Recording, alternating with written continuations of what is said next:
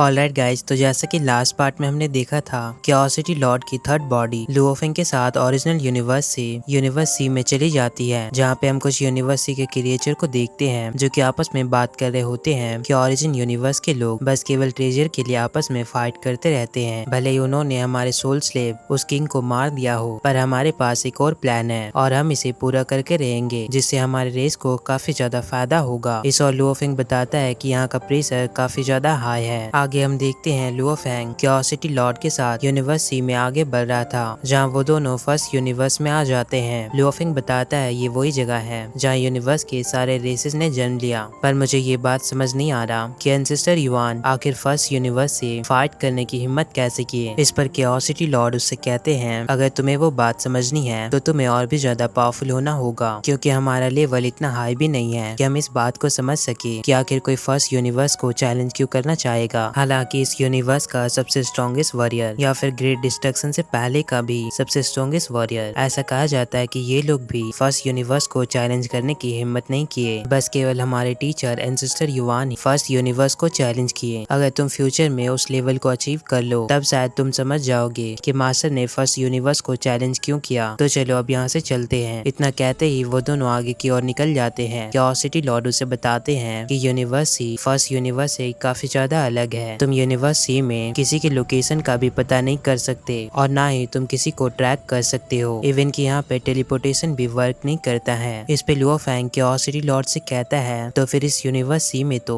गुम होना काफी ज्यादा आसान है। क्यूरियोसिटी लॉर्ड कहते हैं इसलिए यूनिवर्स सी में तुम्हें यहाँ ट्रैवल करने के लिए मैप को यूज करना होगा और आसपास की चीजों को लैंडमार्क की तरह याद रखना होगा और किसी भी अननोन प्लेस पे मत जाना। इस स्पेस में 39 नेचुरल वार्म होल है और ये सारे ही वार्म होल एक दूसरे से कनेक्टेड है। तुम इन सारे वार्म होल से सेफली ट्रैवल कर सकते हो। तो चलो आगे बढ़ते हैं। अब वो दोनों एक वार्म होल से होते हुए किसी जगह पे आ जाते हैं। क्यूरियोसिटी लॉर्ड उसे बताते हैं कि एक लैंडमार्क है, ये एक स्मॉल सी यूनिवर्स है। यह small C universe 100 million light year में फैली हुई है और यह स्मॉल यूनिवर्स काफी लंबे समय पहले ही पूरी तरह से बर्बाद हो गई। इवन के इस यूनिवर्स का सबसे स्ट्रॉन्गेस्ट बीइंग भी मारा गया और इसी वजह से यह स्मॉल सी यूनिवर्स पूरी तरह से डिस्ट्रॉय हो गया। क्यूरियोसिटी लॉर्ड से बताते हैं कि फर्स्ट यूनिवर्स काफी सारे रेसेस और स्ट्रॉन्ग बीइंग को जन्म दिया है, पर साथ में फर्स्ट यूनिवर्स काफी सारे स्ट्रॉन्गेस्ट बीइंग और काफी सारे रेसेस को भी मारा है। फर्स्ट यूनिवर्स केवल रिबर्थ साइकिल को कंटिन्यू करता है। इवन के इस यूनिवर्स का सबसे स्ट्रॉन्गेस्ट बीइंग काफी कम लोग इस डिस्ट्रक्शन को सर्वाइव कर पाते हैं और वो सभी स्ट्रॉन्गेस्ट बीइंग इस यूनिवर्स से में एंटर करते हैं। और फिलहाल हमारा current cycle third universe time है, मतलब कि फिलहाल जो यूनिवर्स चल रहा है उससे पहले 2 यूनिवर्स ऑलरेडी हो चुके हैं और उन दोनों यूनिवर्स में ग्रेट डिस्ट्रक्शन हुआ था, जिसमें ऑलमोस्ट सारे ही लोग मारे जाते हैं। बस कुछ ही स्ट्रॉन्गेस्ट बीइंग उस ग्रेट डिस्ट्रक्शन को सर्वाइव करके यूनिवर्स सी में एंटर कर जाते हैं। और हमारे यूनिवर्स से पहले 2 यूनिवर्स टाइम एग्जिस्ट करते थे, पर उस ग्रेट डिस्ट्रक्शन की वजह से वो दोनों ही साइकिल पूरी तरह से फिनिश हो गए और हम लोगों से कई ज्यादा स्ट्रॉन्गेस्ट पर्सन एग्जिस्ट किया करते थे। और फिलहाल हमारे साथ कुछ ऐसे स्ट्रॉन्गेस्ट बीइंग भी मौजूद हैं जो कि उन दोनों यूनिवर्स के ग्रेट डिस्ट्रक्शन को सर्वाइव कर लिए। वो स्ट्रॉन्गेस्ट बीइंग कई साइकिल से आज भी जिंदा है। ऑलमोस्ट वो सारे strongest being strongest secret move को मास्टर कर चुके हैं। ये जानकर लुओफेंग काफी ज्यादा शॉक होता है। क्यूरियोसिटी लॉर्ड उसे कहते हैं फिलहाल हम लोग यूनिवर्स सी के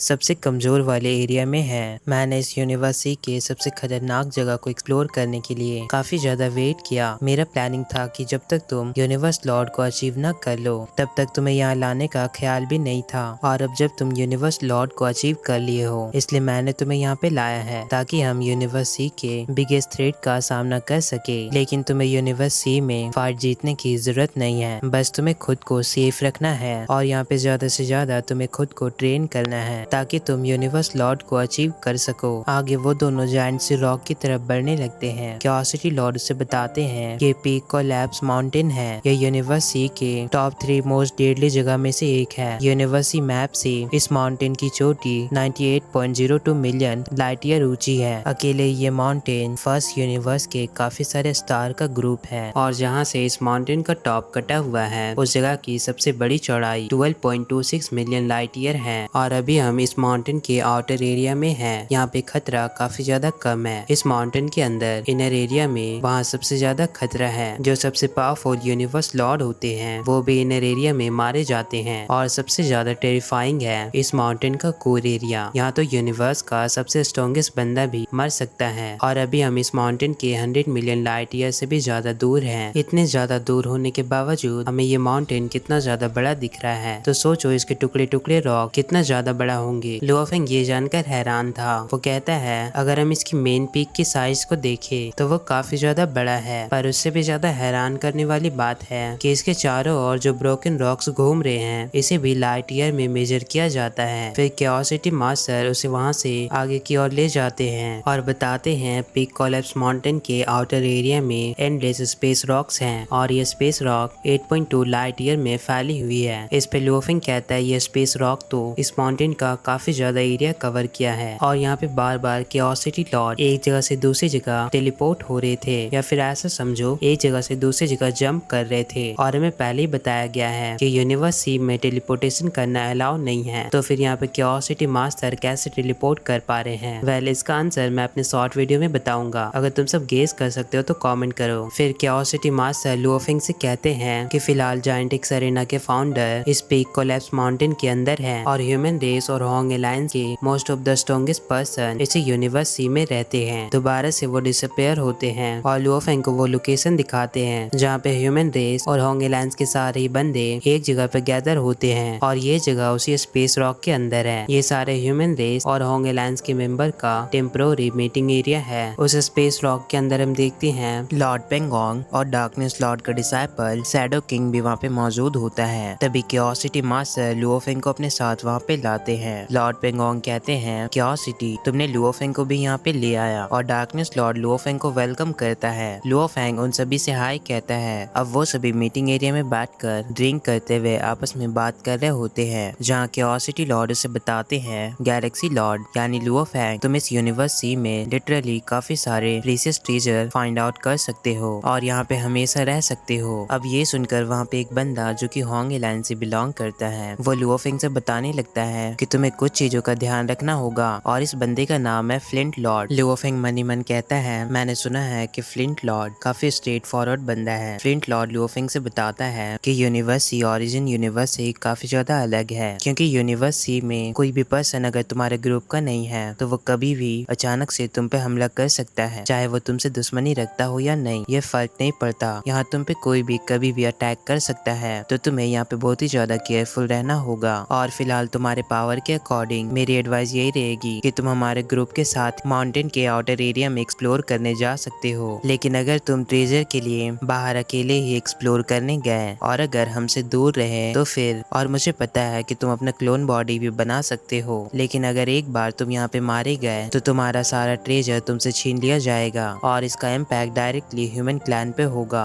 क्योंकि सबको पता है कि तुम्हारे पास काफी वैल्यूएबल ट्रेजर है। लुओफेंग मनी मन कहता है फ्लिंट लॉर्ड तो सच में वैसा ही है जैसे मैंने इसके बारे में सुना। ये बंदा बिल्कुल स्ट्रेट फॉरवर्ड है, जो भी इसके मन में आता है वो सीधा बोल देता है। फिर लुओफेंग कहता है एल्डर घबराने की जरूरत नहीं है, मैं फाइट के लिए तैयार हूँ। इस पे फ्लिंट मास्टर कहता है तैयार रहना ये बिल्कुल ही यूजलेस होगा। अब एल्डर पेंगोंग कहता है फ्लिंट मास्टर तुम्हारे लिए चिंता कर रहा है, ये काफी अच्छी बात है, क्योंकि फर्स्ट यूनिवर्स टाइम के जितने भी स्ट्रॉन्गेस्ट बंदे हैं उनसे फाइट करना बिल्कुल ही नेक्स्ट टू इम्पॉसिबल है। अगर अनजाने में कभी तुम्हारी मुलाकात उनसे हो जाए तो शायद वो तुमसे पागलों की तरह फाइट करेंगे, इवन कि तुम्हें किल करने के लिए अपनी पूरी जान लगाकर तुम्हारा पीछा करेंगे, क्योंकि अभी जो यूनिवर्स एरा चल रही है वो है थर्ड यूनिवर्स एरा। इससे पहले 2 एरा पास हो चुकी है और उस ग्रेट डिस्ट्रक्शन में ऑलमोस्ट सारे ही लोग मारे गए, सिर्फ कुछ स्ट्रॉन्गेस्ट पावरफुल पर्सन को छोड़कर, जो कि फर्स्ट और सेकेंड एरा को भी सरवाइव कर लिए और अभी भी वो थर्ड एरा में जी रहे हैं। तो वो लोग हमसे काफी ज्यादा पावरफुल हैं, पर अनफॉर्चुनेटली हम सब की एक लिमिट है। ऐसा कहा जाता है कि ज्यादातर लोग बस केवल थर्ड एरा तक ही सरवाइव कर सकते हैं और जब थर्ड एरा की ग्रेट डिस्ट्रक्शन आएगी तो सारे लोग मारे जाएंगे, इवन कि वो पावरफुल पर्सन जो कि फर्स्ट एंड सेकेंड एरा को भी सरवाइव कर लिए थे। हमारे अंदर की कोर एनर्जी कोलैप्स होगी और सारे ही लोग मारे जाएंगे। इसलिए फिलहाल वो सारे पावरफुल बीइंग काफी ज्यादा गुस्से में हैं, क्योंकि अब उनके पास ना तो कोई ऑप्शन बचा है, वो सारे लोग मजबूर हैं। थर्ड एरा के डिस्ट्रक्शन में वो लोग भी बच नहीं पाएंगे। इस पे लुओफेंग सोचता है आखिर वो लोग केवल 3 साइकिल तक ही जीवित कैसे रह सकते हैं? क्या इस थर्ड एरा को भी सरपास करने का कोई तरीका नहीं है, जैसे कि पहले उन्होंने फर्स्ट एंड सेकेंड एरा को सरपास किया था? लुओफेंग ये सब मन ही मन सोच रहा होता है, जबकि फ्लिंट मास्टर लुओफेंग को गाइड कर रहा था कि याद रखना जब भी तुम्हारा सामना स्ट्रॉन्गेस्ट बीइंग से से हो तुम फौरन यहाँ से दूर हो जाना, और जब भी तुम्हें एक्सप्लोर करना हो तो तुम हमारे साथ चलना, और हम तुम्हें हमेशा के लिए प्रोटेक्ट नहीं कर सकते। अब वो लुओफेंग पे गुस्सा होते हुए कहता है, क्या तुम मेरी बात सुन भी रहे हो? अब क्यूरियोसिटी मास्टर उससे कहते हैं, अगर कभी भी तुम्हारा सामना किसी बड़े खतरे से हो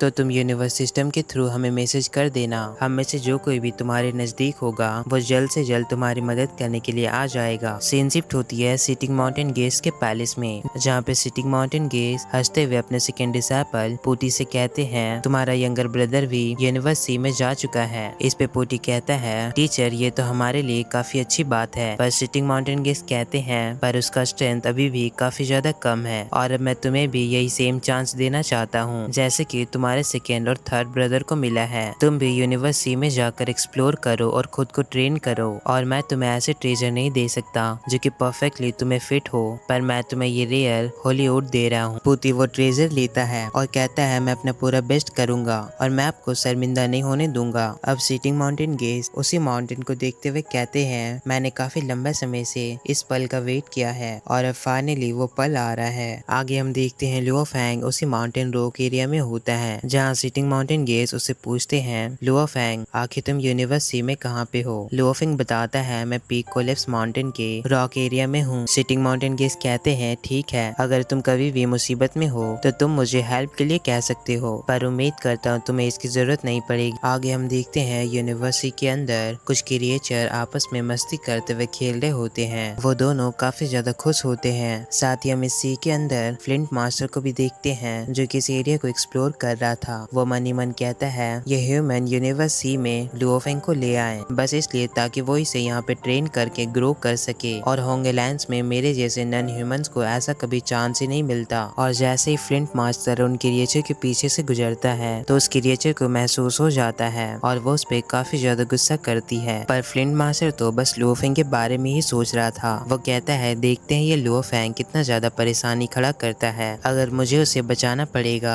तो मैं उसे बचाकर काफी डांट लगाऊंगा। तभी अचानक ही उसे महसूस होता है कि उसके आसपास के एरिया को स्पेस लॉक टेक्निक से लॉक कर दिया गया है, और तभी उसे रियलाइज होता है कि कोई बंदा काफी फास्ट उस पर अटैक करने वाला है, और वो समझ जाता है कि ये फर्स्ट यूनिवर्स टाइम का स्ट्रॉन्गेस्ट पीक रेस है। फ्लिंट मास्टर जैसे वो उस बंदे को अपने सामने देखता है वो फौरन ही वहाँ से निकलने की कोशिश करता है। अब वो बंदा फ्लिंट मास्टर को पहचान लिया था कि ये फर्स्ट यूनिवर्स का फ्लिंट लॉर्ड है, जो कि ह्यूमन अलायंस का ही मेंबर है। अब वो अपना टेक्निक आई सैंड सी को यूज करता है और उसकी आई सैंड किसी भी चीज को फ्रीज कर सकती है। इधर फ्लिंट मास्टर अपनी जान बचाते हुए वहाँ से भाग रहा होता है और कहता है कि इसने तो मेरे पे आई सैंड सी को यूज किया है और इस बंदे का नाम है Lord En Yong. Flint Master उसके अटैक से घायल हो जाता है और वो कहता है, मेरे पास कोई अच्छा सा ट्रेजर भी नहीं है, तो आखिर तुम पूरी जी जान लगाकर मेरे पीछे क्यों पड़े हो? तुम मुझसे क्या चाहते हो? इस पे लॉर्ड एन योंग कहता है, लाइफ काफी छोटी है और हमेशा के लिए जिंदा रहना ये तो बिल्कुल ही इम्पॉसिबल है। वैसे भी अब थर्ड डिस्ट्रक्शन में सारे लोग मारे जाएंगे, इसलिए मैं हर एक चीज को किल करके हमेशा के लिए जिंदा रहने का कोई तरीका ढूंढ रहा हूँ, क्योंकि अब मेरे पास इसके अलावा कोई और चारा नहीं है। तो फ्लिंट लॉर्ड आज तुम मारे जाओगे। और वो अपनी पूरी आइस सैंड को यूज करते हुए फ्लिंट लॉर्ड को चारों तरफ से घेर लेता है। तभी अचानक ही लॉर्ड एन योंग अपने वेपन से उस पर हमला करता है, जिससे फ्लिंट मास्टर काफी बुरी तरह घायल हो गया था, पर काउंटर में वो इसे एक जोरदार पंच मारता है, पर इससे फ्लिंट मास्टर काफी दूर पीछे चला जाता है। फ्लिंट मास्टर कहता है, आज तो मेरी किस्मत ही खराब है, आज मैं किस मैडमैन के हाथों पड़ गया, ये तो मेरा पीछा ही नहीं छोड़ रहा। अब वो भागते हुए कहता है, मुझे मदद के लिए किसी को बुलाना होगा, अगर क्यूरियोसिटी लॉर्ड या लॉर्ड पेंगोंग यहाँ पे आते हैं तो ही मैं बच पाऊंगा। इधर लॉर्ड एन योंग काफी तेजी से उसका पीछा कर रहा था। दूसरी ओर क्यूरियोसिटी लॉर्ड को वो मैसेज मिल गया था कि फ्लिंट मास्टर मुसीबत में है, पर क्यूरियोसिटी लॉर्ड परेशान होते हैं क्योंकि फ्लिंट मास्टर उससे काफी ज्यादा दूर था और वो इतनी जल्दी वहाँ पे नहीं जा सकते थे, इसलिए वो लॉर्ड पेंगोंग से पूछते हैं, आखिर तुम कहाँ पे हो? इस और हम देखते हैं लॉर्ड पेंगोंग वो बताते हैं कि मैं पीक कोलैप्स माउंटेन के डीप इनर एरिया में हूँ और अब मैं यहाँ से पीछे नहीं हट सकता। इस और शैडो मास्टर कहता है, इसके पीछे तो डिवाइन आइरिस पड़ी है, अगर मैं वहाँ पे गया तो शायद मैं उसकी मदद नहीं कर पाऊंगा, पर मुझे ट्राई करना होगा, देखते हैं क्या मैं उसकी थोड़ी भी मदद कर सकता हूँ या नहीं। तभी एंट्री होती है लुओफेंग की। उसे भी पता चल चुका था कि फ्लिंट मास्टर उसके पीछे लॉर्ड एन योंग पड़ चुका है, तो बबाता उससे कहती है, फ्लिंट मास्टर कुछ देर पहले ही तुम्हें कितनी बुरी तरह डांट रहा था और अब वो हेल्प मांग रहा है, पर लुओफेंग फौरन ही उसकी हेल्प करने के लिए आगे बढ़ता है। इस और हम देखते हैं लगातार लॉर्ड एनयोंग अपने सैंड टेक्निक से उस पर हमला कर रहा था। फिर शैडो मास्टर लॉर्ड एनयोंग के सैंड टेक्निक को ब्लॉक करने की कोशिश करता है पर उससे ऐसा नहीं होता। तभी वहाँ पे लुओफिंग आता है और कहता है फ्लिंट मास्टर मैं तुम्हारी मदद करूंगा, पर शैडो मास्टर उससे कहता है लुओफैंग उसके करीब मत जाओ, वहाँ काफी ज्यादा खतरा है, हम उसे बचा नहीं सकते। इस और फ्लिंट मास्टर और भी तेजी से आगे बढ़ रहा था पर लॉर्ड एनयोंग काफी फास्ट उसका पीछा कर रहा होता है। इवन कि अब दोनों में क्लोज रेंज में फाइट भी होने लगती है। लॉर्ड एनयोंग अपने वेपन से काफी पावरफुल सा हमला करता है पर इस बार फ्लिंट मास्टर उसके अटैक को ब्लॉक करते हुए उसे एक जोरदार पंच मारता है जिससे लॉर्ड एनयोंग काफी दूर जाकर गिरता है और मौका पाकर फ्लिंट मास्टर दोबारा से अपने स्वॉर्ड से उस पर हमला करता है जिससे एक पल के लिए लॉर्ड एनयोंग काफी बुरी तरह घायल हो गया था। पर अब लॉर्ड एनयोंग काफी पावरफुल पंच मारता है और वो लगातार फ्लिंट मास्टर को काफी बुरी तरह घायल कर दिया था। पर इसके बावजूद भी फ्लिंट मास्टर हार मानने वाला नहीं था। वो दोबारा से अपना स्लेस अटैक करता है पर लॉर्ड एनयोंग उसे डॉज करते हुए उसे इतने पावरफुल पंच मारता है जिससे वो काफी दूर जाकर गिरता है। अब लगातार वो उसे किक मार रहा था। इवन के फ्लिंट मास्टर अपने स्वॉर्ड की मदद से लॉर्ड एनयोंग के 2 टुकड़े कर देता है पर इसके बावजूद वो फर्स्ट यूनिवर्स का स्ट्रॉन्गेस्ट पर्सन है। वो फौरन अपने बॉडी को ज्वाइन करते हुए फ्लिंट मास्टर पे जोरदार अटैक करता है और दोबारा से आइस एंड टेक्निक को यूज करते हुए उसे चारों तरफ से घेर लेता है जिसे काउंटर करने के लिए फ्लिंट मास्टर अपने फायर डोमेन को यूज करता है। बट स्टिल इसके बावजूद फ्लिंट मास्टर काफी बुरी तरह नीचे गिर जाता है और अब उसका पूरा डिवाइन बॉडी भी काफी हद तक कम हो गया था। बुरी तरह घायल होने पर वो सही से खड़ा भी नहीं हो पा रहा था। वो मन ही मन कहता है ये दोनों यहाँ पे तो आए पर ये दोनों किसी भी काम के नहीं है, ऐसा लगता है कि आज मैं इसके हाथों मारा जाऊंगा। तभी लॉर्ड एनयोंग उसे पूरी तरह से फ्रीज करने लगता है। तभी वो नोटिस करता है कि कोई चीज उसकी तरफ आ रही है और अचानक ही लॉर्ड एनयोंग का आइस सैंड पूरी तरह से डिस्ट्रॉय हो जाता है। फ्लिंट मास्टर आजाद हो गया था। गुस्से में लॉर्ड एनयोंग कहता है आखिर तुम हो कौन, और ये लुओफैंग की किंगडम डोमेन होती है। लुओफैंग फ्लिंट मास्टर से टेलीपैथी के थ्रू कहता है फ्लिंट मास्टर आप वहाँ से भाग क्यों नहीं रहे हो। फ्लिंट मास्टर कहता है ये तो लुओफैंग है। अब वो मौका पाकर फौरन ही वहाँ से निकल जाता है। लॉर्ड एनयोंग उसका पीछा करते हुए आगे बढ़ता है पर उसके डोमेन रेस के कारण उस पे लगातार अटैक्स हो रहे थे। लॉर्ड एनयोंग कहता है ये तो गोल्डन फायर है, कहीं ये लॉर्ड युवानो किंग की फ्लेम सेंट कफ ट्रेजर तो नहीं है। अगर ऐसा है तो क्या वो किंग मारा गया और ये golden light space and time को कंट्रोल कर सकती है। अब मुझे देखना है आखिर इसके पीछे कौन है। अब वो कई सारे गोल्डन लाइट से फाइट करते हुए आगे बढ़ रहा था और फ्लिंट मास्टर वहाँ से निकल जाता है। तभी लुओफिंग के सामने लॉर्ड एनयोंग आता है और कहता है ह्यूमन तुम कौन हो, मैंने पहले कभी तुम्हें यहाँ पे नहीं देखा, आखिर तुम कौन हो। इस पे लुओफिंग कहता है अब तो तुम देख लिए। ये सुन के लॉर्ड एनयोंग काफी ज्यादा गुस्सा होता है और कहता है silver wing black hair human मैं तुम्हें नहीं छोड़ूंगा। अब वो गुस्से में अपनी एनर्जी को रिलीज करने लगता है और इसी के साथ ये एपिसोड यहाँ पे एंड होती है। तो गाइज ये थी आज का एपिसोड एंड यहाँ पे हमें ये जानने को मिला लाइक लुओफिंग फर्स्ट टाइम यूनिवर्स सी में आया और फ्लिंट मास्टर काफी कॉन्फिडेंटली उसे समझा रहा होता है जो कि एक तरह से सही भी था पर वो लुओफिंग को थोड़ा डांट भी रहा था कि तुम अकेले बाहर मत जाना। और बाद में उसे थोड़ा जेलस भी होता है कि इस ह्यूमन को इतने कम पावर में यूनिवर्स सी एक्सप्लोर करने का मौका मिल गया पर उसके जैसे नन ह्यूमन को जो कि होंग अलायंस के मेंबर है उसे तो ऐसा कभी चांस नहीं मिलता। वो जेलस हो रहा था कि लुओफैंग कभी भी मुसीबत में पड़ेगा तो मैं उसे बचाकर उसे डांटूंगा, पर लुओफैंग ने तो उसके ऑरा को माइनस कर दिया। यहाँ पे सारी ही चीजें रिवर्स हो गई, उल्टा लुओफैंग ने उसे बचाया। What do you think guys, let me know in the comment. अगर चैनल पे न्यू हो तो सब्सक्राइब कर लो, वीडियो को अभी तक लाइक नहीं किया तो यार लाइक कर लो। Thanks for watching.